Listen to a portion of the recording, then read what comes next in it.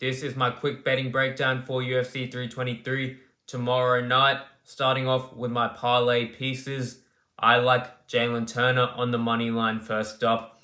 I think in this matchup against Edson Barboza, while Jalen Turner is coming out of retirement, Edson Barboza looked absolutely beyond washed in his last fight against Drakkar Klose. He will be 40 in a few months, and Jalen Turner, while his mental health as a fighter may not be 100%, he is still in his physical prime and he's still very dangerous. I think he knocks him out easy, and I think he is safe to parlay. And even at his pretty low price tag, I think it's fair. Next, I got Myron Santos as another parlay piece. I think he gets this one done pretty easily against Muhammad Naimov. Naimov is a fighter that is good everywhere, but he really isn't that good anywhere at the same time. And Myron Santos is a very good striker. I think he has a lot of potential. I think he'll light up Naimov on the feet, and I think he'll do a pretty good job stuffing all the takedowns. So for that reason, I think he is definitely safe to parlay. Next fighter that I think is a good parlay piece is Alexandre Pantoja at minus 250 odds. I think Joshua Van is a great fighter, a great boxer, but I do think the ground game is going to be way too much for him here. The experience level, the championship experience of Pantoja, the levels of competition should be too much. He might struggle to initially get Van to the ground, but when he gets him there, he should be able to control him or find a submission. And I think for that reason, he is safe to parlay. And at minus 250 odds, I think that is justified. Next is Merab Dvalishvili against Peter Yan. We've already seen this fight. There is no indicators of why this fight should go different. Since that first fight, Merab has just gotten better and better. Meanwhile, Peter Yan has, in my opinion, slightly regressed, though he is still a great fighter. I do see Merab winning in similar fashion to the first fight and winning a pretty dominant decision. Maybe he could even find a later round stoppage. Peter Yan's only chance is really to find that KO shot, and every fight we say that's a possibility against Merab, but it just doesn't end up happening. No one's really got close to finishing him inside the octagon. So I think Merab as a parlay piece, even at the very low odds, is a very solid piece. Next, for my straight bets, I like Macy Barber on the money line here against Korean Silva.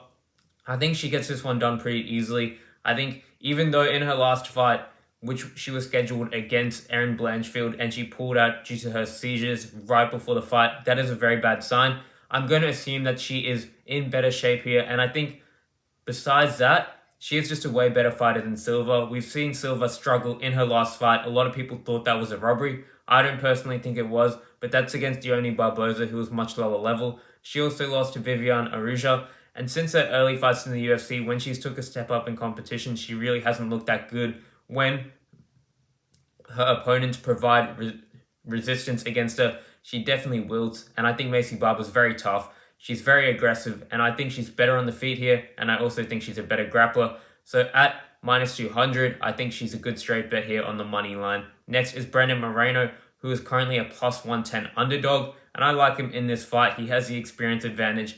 He has the championship level fights. He's fought Figueiredo 4 times, Pantoja 3 times. He is a very good fighter.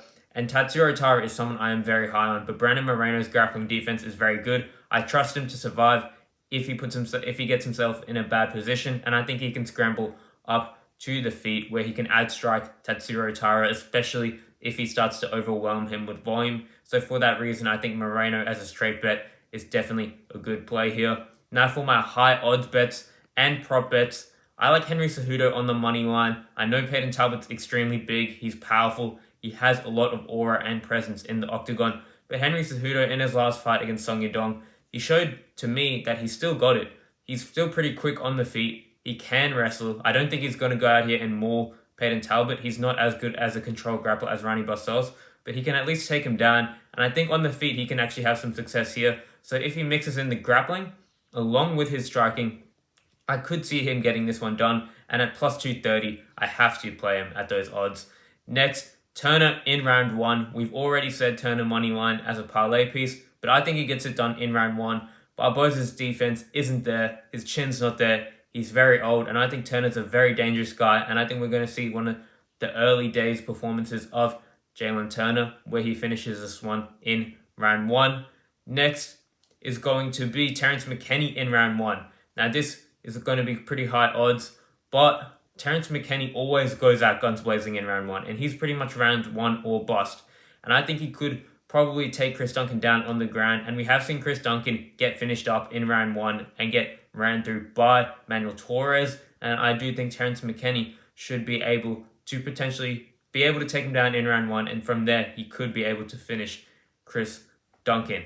And then I like Joshua Van versus Pantoja to go the distance. I think either way, either side, whoever wins, the most likely path to victory is by decision. I know Pantoja's been finishing these guys by submission, but I think he is more of a decision control-based fighter, and he gets a submission if it presents himself. Kaya Sakura is just not a very good grappler, and I trust Joshua Van to survive if he gets put in bad positions. And we've also seen in the past couple of title fights, like DDP versus Hamza, Islam versus JDM, that the challenges have been very good on the ground, but they just haven't been able to stuff the takedowns, which is what I see happening here.